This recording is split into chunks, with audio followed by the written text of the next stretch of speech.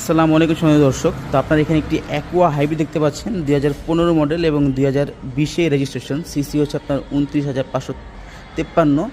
সম্পূর্ণ fresh condition একটি গাড়ি। মানে এই গাড়ি কেনা আর নতুন গাড়ি কেনা কিন্তু সম্পূর্ণ এক। আপনি যদি শোরুমে আসেন ফিজিক্যালি দেখলে কিন্তু বুঝতে পারবেন সম্পূর্ণ ফ্রেশ কন্ডিশন একটি গাড়ি। 43 সিলের ঢাকা মেট্রো গ, এবং এটা হচ্ছে আপনার সম্পূর্ণ হাইব্রিড। এবং আপনাদেরকে ভিতরের কন্ডিশনটা দেখাই।